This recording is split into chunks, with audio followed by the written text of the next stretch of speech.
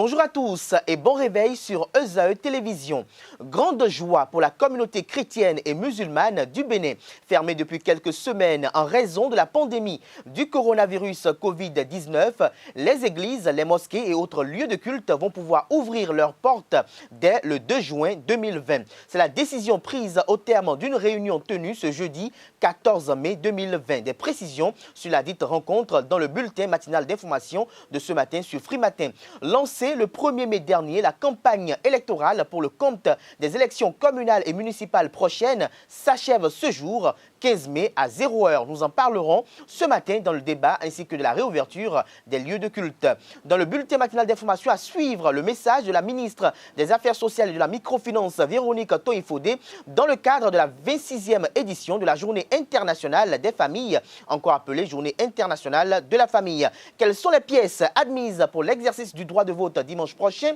Des informations au sujet dans cette matinale. Le monde est loin d'en avoir fini avec le nouveau coronavirus. L'épidémie n'en étant qu'à ses débuts dans la plupart des pays, a averti mercredi dernier l'Organisation mondiale de la santé, OMS. Nous en évoquerons également dans la page inter du bulletin matinal d'information. Mais avant tout ceci, chers amis internautes, à suivre, comme à l'accoutumée, la présentation de quelques-unes de journaux parus ce jour au Bénin. Les confrères publient les derniers messages des partis politiques. Union démocratique pour un Bénin nouveau, UDBN, Parti du renouveau démocratique, PRD, Force Cori pour un Bénin émergent, FCBE, Union progressiste, UP et Bloc républicain. Message destiné à leurs militants et sympathisants pour un scrutin en toute quiétude. Voilà pour le sommaire du jour, chers amis internautes. On se retrouve dans un court instant pour la une des journaux. Bonjour à nouveau, chers amis internautes. Nous démarrons, comme il est de coutume, tous les matins pour la une des journaux par la manchette de l'informateur qui a titré ce matin « Déroulement du scrutin du 17 mai prochain, lutte contre la Covid-19, des masques prévus pour chaque électeur. La Commission électorale nationale autonome déjà outillée par le gouvernement. » Des précisions à la page 3 de la parution de ce matin du quotidien L'Informateur. Nous restons à la une de l'Informateur de ce matin. Fin ce jour de la campagne électorale, les partis réitèrent leur vision aux électeurs. Des précisions dans les colonnes de la parution de ce matin du Canard. Il s'agit des partis UDBN, PRD, FCBE, UP et Bloc républicain. Nous restons à la une de l'informateur de ce matin, dont de masques dans les écoles à Semepoji. La Fondation Abaké en croisade contre la Covid-19, ceci en appui du gouvernement. Des précisions dans les colonnes de la parution de ce matin du quotidien L'Informateur. À l'oreille droite de la une de ce matin de l'Informateur, à découvrir dans les colonnes de sa parution du jour, le journal École des étudiants en journalisme à l'École supérieure d'administration, d'économie, de journalisme et des métiers de l'audiovisuel, ESAE. Bénin intelligent à présent, dimanche prochain, jour du scrutin. Aux urnes, citoyens, s'exclame le confrère, les pièces pour justifier votre identité lors du vote, campagne médiatique, une innovation galvaudée. Des précisions à la page 3 de la parution de ce matin du quotidien Bénin Intelligent. Nord-Sud quotidien à présent, scrutin du dimanche prochain sans la carte Lépi. Vous pouvez voter, informe et communique Nord-Sud quotidien ce matin à la une. Plus de détails dans les colonnes de sa parution du jour. En manchette de Nord-Sud quotidien du jour. Face à la piraterie maritime, des mesures pour des navires à destination du Bénin. Des détails à la page 3 de la parution de ce matin du Canard. Matin libre à présent, réouverture annoncée des lieux de culte. Le gouvernement cède sous la pression. Des précisions à la page 2 de la parution de ce matin du Canard. Nous restons à la une de Matin Libre de ce matin, braquage sur l'axe Ikem-Ouessé, un brigadier de police abattu. Des précisions à la page 3 de la parution de ce matin du quotidien Matin Libre. Le Clairon à présent, municipal et communal prochaine, à lire les messages de campagne des partis politiques Union démocratique pour un Bénin nouveau, UDBN, PRD, FCBE, UP et BR. Nous passons à présent au quotidien La Dépêche qui a titré ce matin en manchette « Mandat quasi élastique du médiateur de la République et si l'on fout demande à partir, titre le confrère. Des précisions dans les colonnes de sa parution de ce matin. Nous restons à la une de La Dépêche de ce matin, lutte contre la Covid-19 dans l'Ouémé, du matériel de protection offert par la Fondation Abaké à Semepoji. Nous passons à présent au quotidien Les Pharaons qui titre en manchette ce matin communale de 2020 au Bénin, portrait robot du successeur de Georges Bada, peint par Hervé Rouimbo. Des précisions dans les colonnes de la parution de ce matin du Canard. Le quotidien de service public, la Nation, titre en manchette ce matin, élection communale du dimanche prochain. Le dispositif de vote se met en place. Des détails aux pages 2, 7, 8 et 9 de la parution de ce matin du quotidien de service public. Une campagne médiatique avantageuse, titre le quotidien de service public.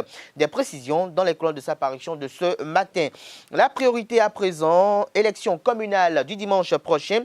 Ultime consigne des 5 partis en compétition aux pages 2, 3, 4, 5, 6 et 7 de la parution de ce matin de la priorité. Il s'agit bel et bien des partis UDBN, PRD, FCBE, UP et BR.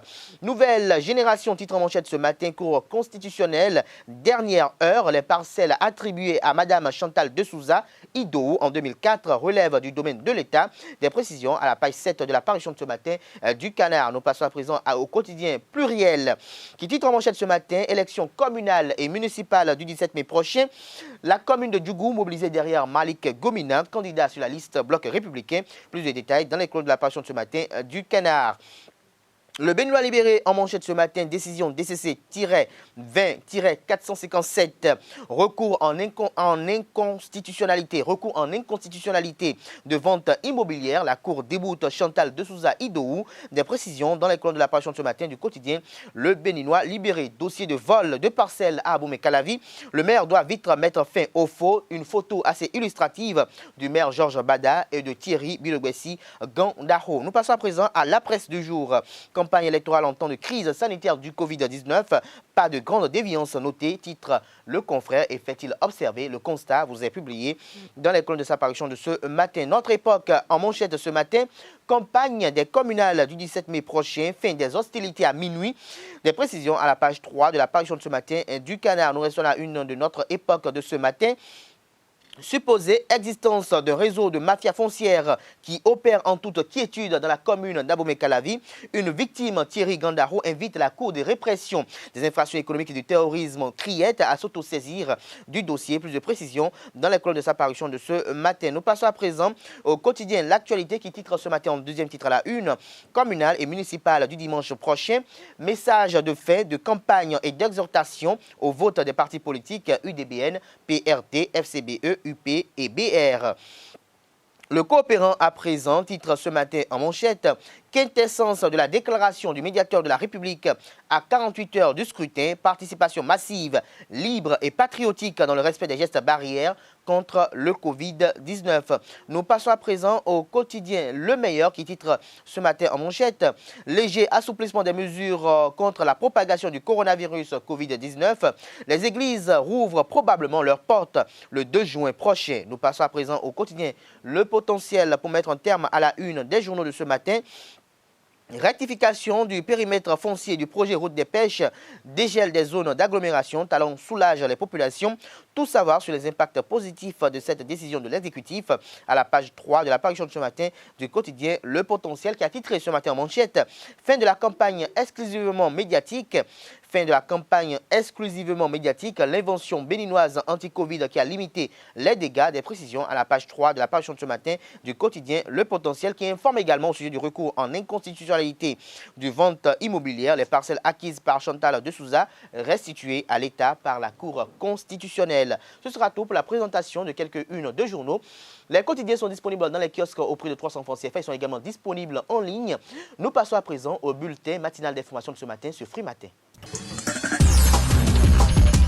Ce jour, 15 mai 2020, est célébrée la 25e édition de la Journée internationale des familles, encore appelée Journée internationale de la famille. Elle sera célébrée cette année au moment où sévit une des plus graves crises sanitaires à l'échelle mondiale, celle du coronavirus Covid-19.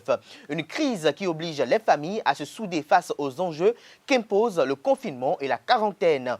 Le thème mondial retenu cette année est la diversité familiale à l'école. À cet effet, hier, la ministre des Affaires sociales et de la microfinance, Véronique Toïfodé, a fait une déclaration pour marquer l'événement. Suivez ses propos au micro de Carles Kitomi. Instituée par l'Assemblée générale des Nations unies dans sa résolution 47-237 du 20 septembre 1993, la Journée internationale de la famille, la JIFA, est célébré le 15 mai de chaque année.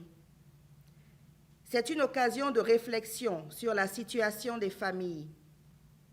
À cet effet, les gouvernements sont invités à renforcer leurs efforts en matière de promotion du bien-être des familles, ce qui reflète l'importance que la communauté internationale lui attache et l'intérêt qu'elle porte à sa situation dans le monde. Cette année, le monde entier commémore la Journée internationale de la famille dans un contexte marqué par la pandémie du Covid-19. Je voudrais donc inviter toutes les familles béninoises à une observance stricte des mesures prescrites par le gouvernement afin de surmonter cette crise. Chers compatriotes, la Journée internationale de la famille est une opportunité pour mieux faire connaître les questions relatives à la famille ainsi que les processus économiques et démographiques qui affectent les familles. Elle dénote de la place et du rôle crucial de la famille dans la construction et dans la qualité des citoyens appelés à bâtir nos nations. Cette année, le thème choisi à l'international est la diversité familiale à l'école. Ce thème situe la place de l'école dans l'intégration sociale des enfants issus de différents milieux culturels. L'école est de ce fait un haut lieu d'apprentissage du vivre ensemble, des valeurs de tolérance, d'humilité et de partage. C'est le lieu de rencontre des cultures, de découverte des modes de vie et des pratiques autres que celles du milieu d'origine de chaque enfant. La communauté internationale, à l'occasion de la présente édition de la Journée internationale de la famille, attire l'attention de tout un chacun sur les mutations de la famille qui a beaucoup évolué, prenant diverses formes et n'assurant plus à elle seule la production, l'éducation et la distribution de richesses.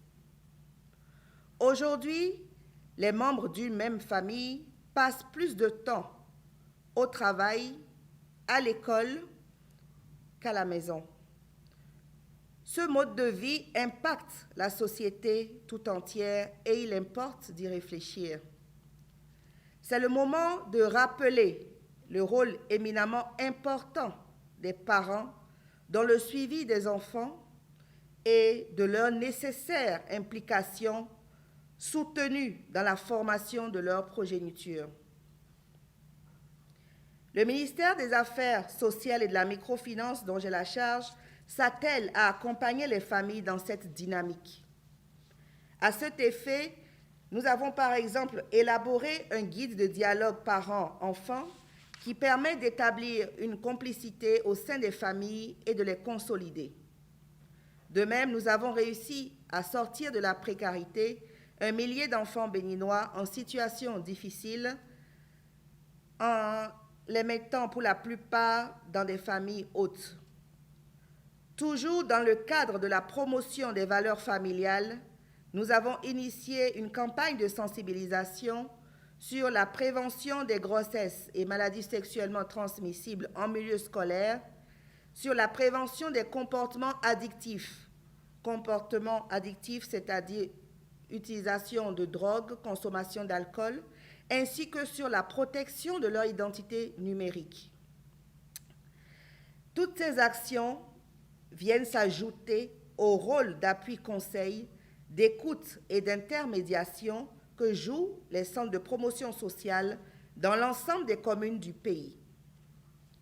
Je m'en voudrais de terminer mes propos sans rassurer la population béninoise de l'intérêt particulier que le président Patrice Talon témoigne au bien-être des familles et particulièrement à la promotion de l'éducation des enfants dans le cadre familial. C'est également le lieu et le moment de remercier tous nos partenaires techniques et financiers, ainsi que les organisations non gouvernementales pour les efforts qu'ils déploient afin d'accompagner le progrès de notre pays. Je profite de l'occasion pour susciter leur engagement aux côtés du gouvernement béninois et de la société civile afin que soit élaborée d'ici la fin de l'année 2021 une politique nationale de promotion de la famille. Je voudrais également inviter tous les acteurs concernés à travailler chacun en fonction de son niveau d'intervention afin que les compétences parentales soient renforcées et que l'éducation des enfants soit convenablement assurée par la famille. Je suis confiante qu'ainsi, notre pays réduira significativement les phénomènes sociaux auxquels les familles sont confrontées et garantira une relève de qualité. La séance hebdomadaire du Conseil des ministres s'est tenue ce mercredi 13 mai 2020 sous la présidence effective du chef de l'État, chef du gouvernement et président de la République, Patrice Talon. Plusieurs dossiers ont été examinés et d'importantes décisions ont été prises. Je vous invite à suivre le compte rendu du Conseil des ministres de cette semaine, lu par le ministre de la Communication et de la Poste et porte-parole du gouvernement, Alain Orunla.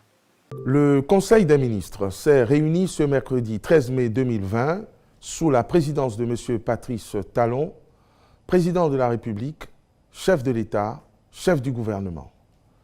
Les décisions ci-après ont été prises.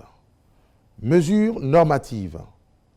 Au titre de ces mesures, le Conseil a adopté les décrets portant attribution, organisation et fonctionnement du ministère des Affaires étrangères et de la coopération, modification des statuts de la Société des infrastructures routières du Bénin, SIRB, modification du décret numéro 2015-316 du 3 juin 2015 portant création, attribution, organisation et fonctionnement de l'Agence pour le développement intégré de la zone économique du lac Aimé et de ses chenaux, puis nomination des membres de son conseil d'administration, fixant les conditions d'établissement et d'exploitation des réseaux et services de l'Internet des objets en République du Bénin.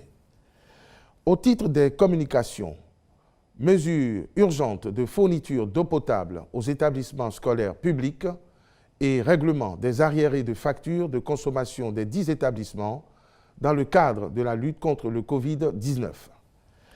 Dans ce cadre, et avec la reprise des cours, notamment au niveau des écoles et collèges publics, l'état des lieux a révélé qu'un grand nombre d'établissements scolaires sont en situation de défaut de paiement de factures de consommation d'eau accumulées sur plusieurs années, tant en milieu urbain qu'en milieu rural. Ainsi, 1104 polices d'abonnement souscrites par les écoles primaires au réseau de la Société nationale des eaux du Bénin, SONEB, ont été dénombrés, parmi lesquels 175 sont résiliés et donc suspendus de la fourniture d'eau potable sur plusieurs années.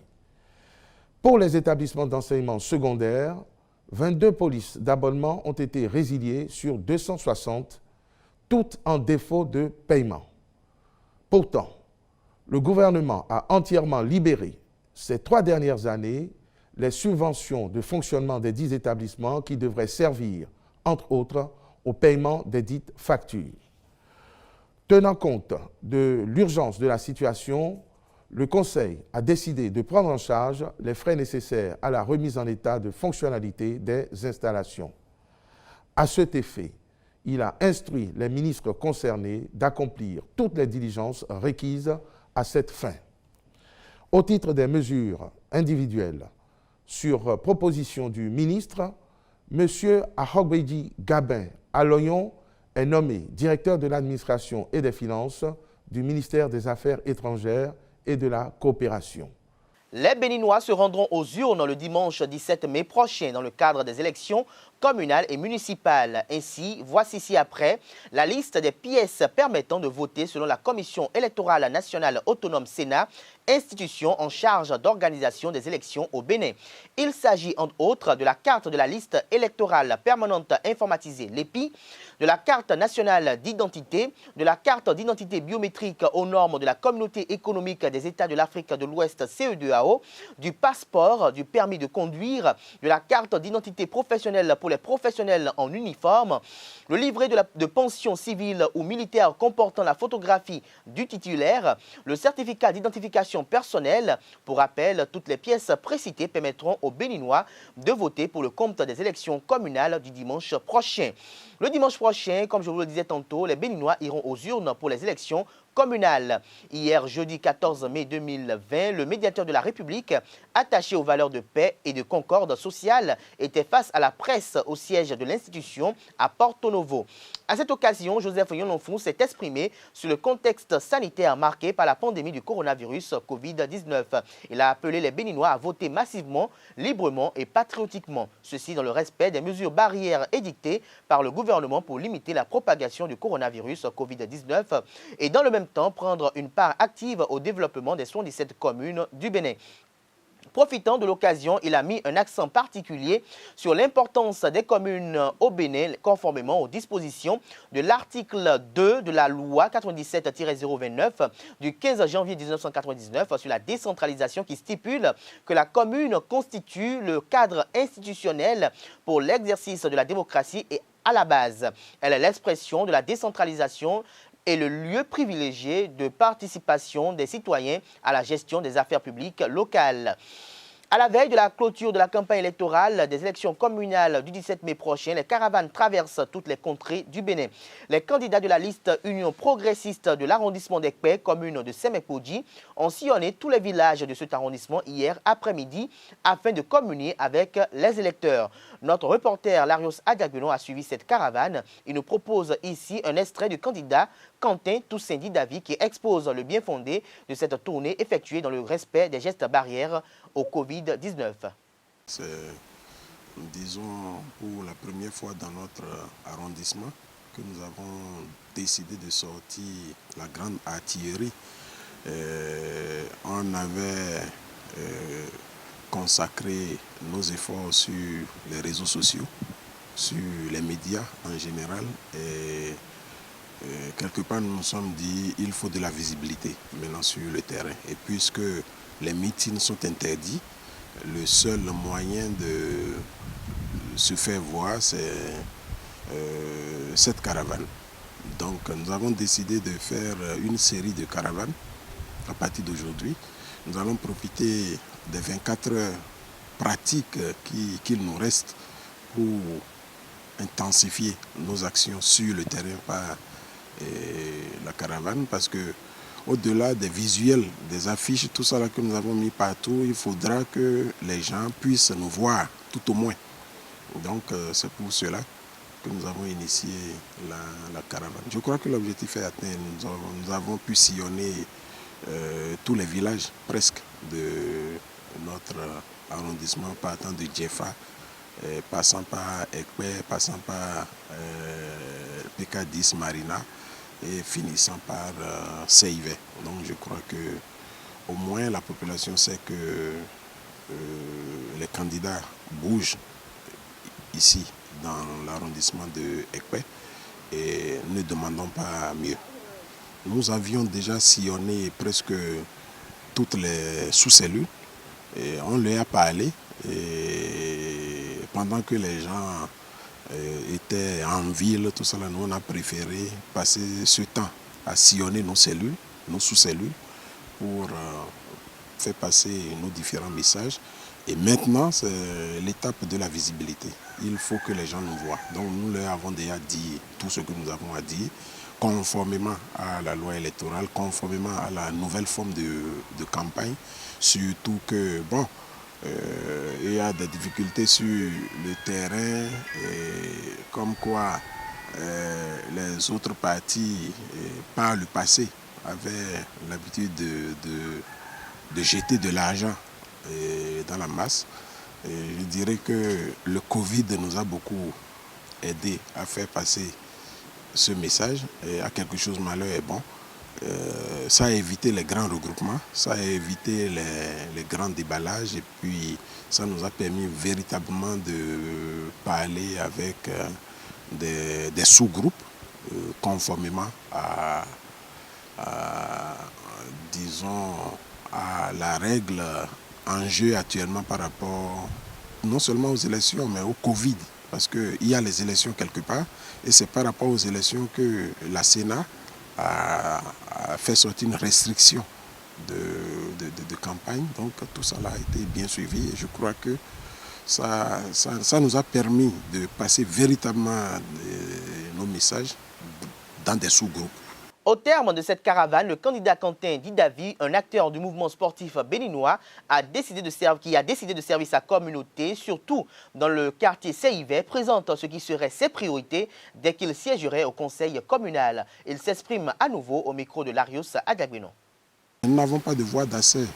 Il y a plusieurs maires qui sont passés par là, mais lorsqu'il pleut, par exemple, il n'y a pas de voie d'accès, partant de Seyivé jusqu'aux voies bitumées du PK10, donc c'est la Croix et la Bannière. Ceux qui n'ont pas de véhicule 4x4 n'arrivent pas à sortir du quartier. Donc je l'ai vécu moi-même.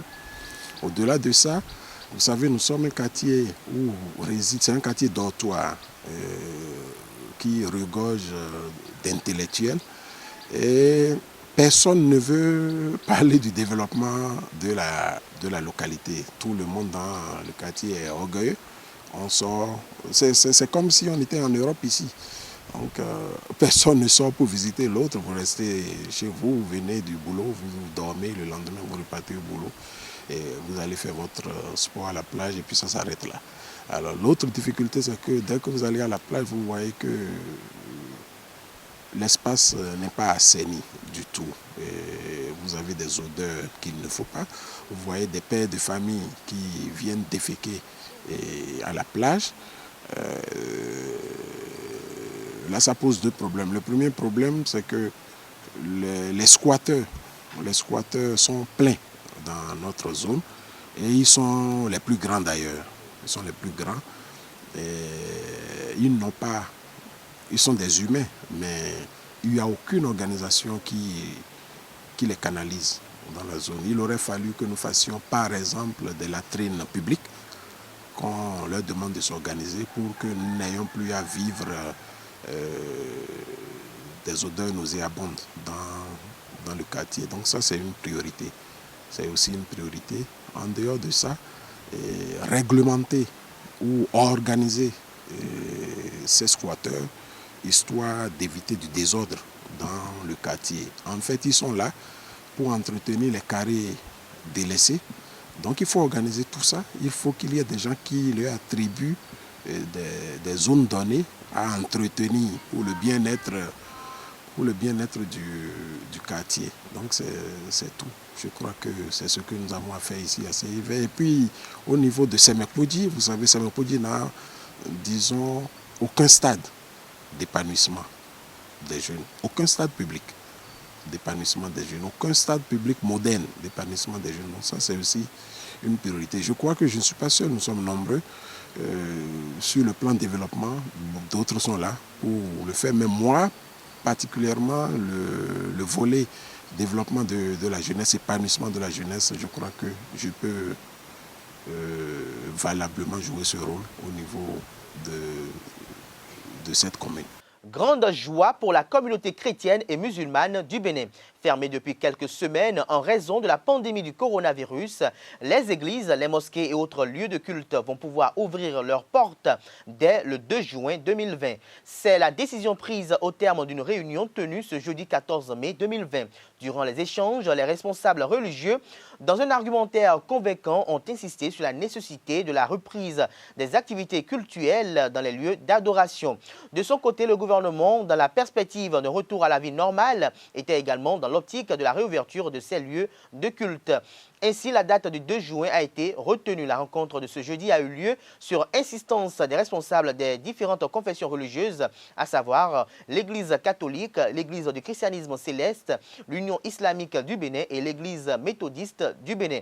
Le gouvernement était représenté à cette rencontre par les ministres Benjamin Hunkpati de la Santé, Saka Lafia de l'Intérieur et de la Sécurité publique, Samou Seydou Adambi de l'Eau et des Mines et le ministre d'État, secrétaire général du gouvernement, Pascal Irené Koupaki, chef de la délégation gouvernementale. Hors de nos frontières pour finir, le monde est loin d'en avoir fini avec le nouveau coronavirus.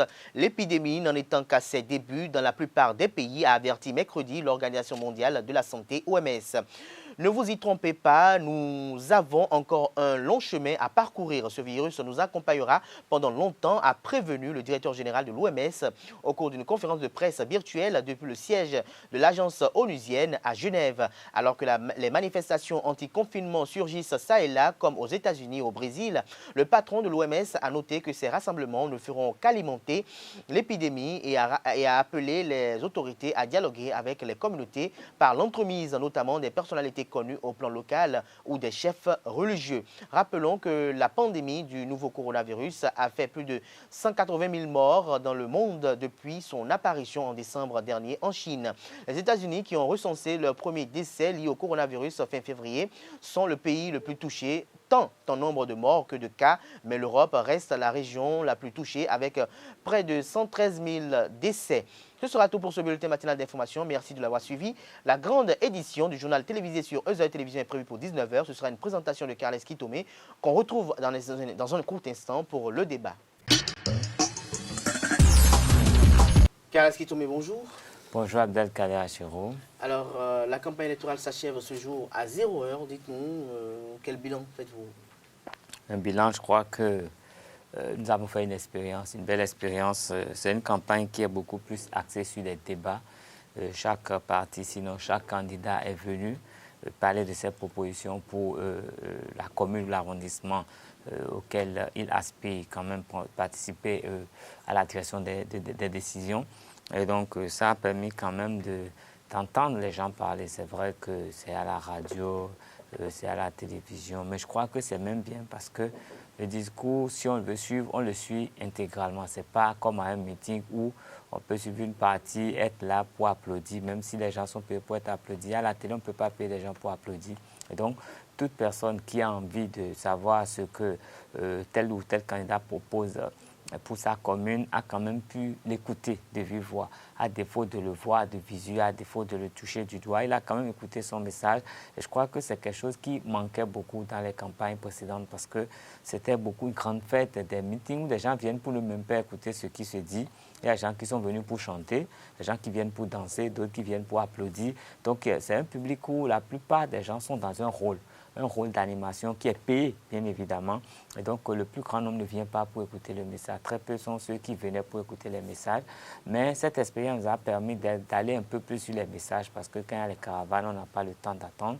Quand il y a des meetings, ce n'est pas plus de 50 personnes. Donc, forcément, les électeurs étaient un peu plus attentifs au message. C'est vrai qu'il faudrait voir maintenant c'est quoi ce message, c'est quoi son contenu, il vient d'où, et quelle est la sincérité de ce message et tout. Il y a tout un cocktail de choses qu'on pourrait améliorer par la suite. Mais au moins cette fois-ci, les candidats ont essayé de parler à leur potentiel électeur, ce qui change un peu la donne. Et je crois que c'est une expérience intéressante dont il faut tirer les leçons pour savoir arrimer ça à tout ce qui va venir plus tard, déjà dans les partis politiques, que les débats soient de sérieux débats pour qu'on connaisse les gens à l'avance, qu'on sache à peu près ce qu'ils proposent avant d'évoluer dans le processus. Ça manquait. Pour moi, c'est heureux que nous ayons fait cette expérience qui nous apporte cela.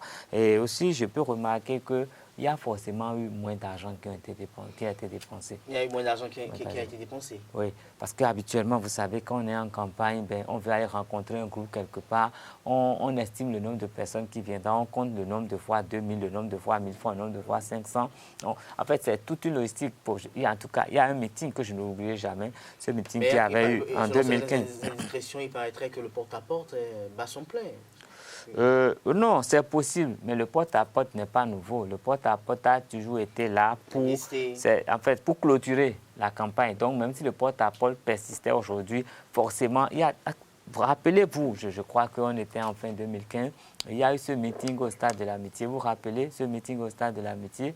Je vous assure qu'il y a eu plus de 10 000 t-shirts aux couleurs bleues qui ont été distribués. Tout le monde en avait. Il y en avait même après. Il y avait eu tellement d'emballages de repas à emporter. Les gens avaient plongé même dans les sacs de repas. Je veux pas... une campagne. Oui, bien sûr. Je ne veux pas aller plus loin. Il y avait tellement à boire. Les gens avaient bu 3-4 bouteilles, étaient rentrés à la maison avec des sachets remplis de bouteilles. Faites un peu le point financier de ce qui a été dépensé là. Je n'ai rien contre le candidat, je ne veux pas parler du candidat, mais quand on fait un peu le point financier, rien que de cette cérémonie de lancement, je crois que si on fait la comparaison par rapport à ce que nous venons de faire comme campagne électorale, le cas financier, c'est un fossé. Il y a un fossé financier entre les deux. Et c'est pour dire qu'il faut toujours trouver la bonne jonction. Je crois qu'aujourd'hui, la tâche revient aux intellectuels béninois, à ces grands sociologues, à ces grands psychologues, à tous ces grands-là qui peuvent se faire entendre. Il faut qu'ils nous réécrivent notre histoire. Il faut qu'ils écrivent ce qui s'est passé. On doit le retenir. Et nous devons capitaliser ça et maintenant combiner avec ce qui se passait. La réforme du système partisan est arrivée. Ça a changé beaucoup de choses. Mais en même temps, est-ce qu'on doit rejeter tout ce qui existait? Il faut trouver la bonne jonction, faire les bonnes propositions pour qu'à l'avenir, nous ayons quand même des campagnes plus équilibrées où on met l'accent sur le débat en même temps que le contact physique tient et que les gens sachent pour qui ils votent, que les gens sachent pourquoi ils votent, que les gens sachent que quand ils donnent le pouvoir à telle personne, ils sont sûrs que leurs rues seront balayées, ils sont sûrs que si on leur dit de dégager la route, ils ne dégagent pas, on les dégagera. Il faut qu'ils sachent à quoi s'attendre et qu'ils puissent eux-mêmes prendre des engagements pour pouvoir survivre dans la République. Pouvoir survivre dans la République. Alors, quand le gouvernement a tenu rencontre avec les responsables des cultes, des religieux. Il s'agit bel et bien des responsables musulmans et chrétiens également. Ils ont décidé de la réouverture des lieux de culte le 2 juin prochain. Dites-nous, qu'est-ce que cela vous inspire après avoir appris cette information? Je pense que cela satisfait certains pans de la population qui avaient hâte de retrouver les lieux de culte. Mais en même temps, moi, je reste dans mon rôle et je me dis, si les conditions s'y prêtent, oui. Mais dans le cas contraire, non. Moi, je suis un chrétien, je l'affirme haut et fort, je confesse le nom du Christ et je voudrais bien me retrouver en communauté pour prier. Mais si les conditions sanitaires ne s'y prêtent pas, autant attendre. Je l'ai exprimé ici, j'ai exprimé toutes mes craintes à la veille de l'ouverture des écoles. Maintenant, ça fait quelques jours, nous sommes en train d'observer et il faudrait que les statistiques soient beaucoup plus pointues aujourd'hui pour savoir si cette ouverture des écoles n'aggrave pas le cas.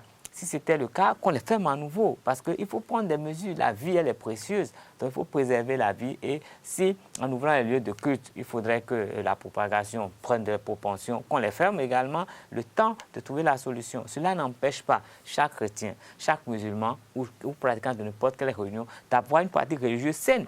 Cela même donne l'opportunité aux gens d'avoir un contact, en fait, plus direct avec sa foi, avec ce qu'il adore, et lui parler au lieu de passer par des gens et se faire encore anarquer.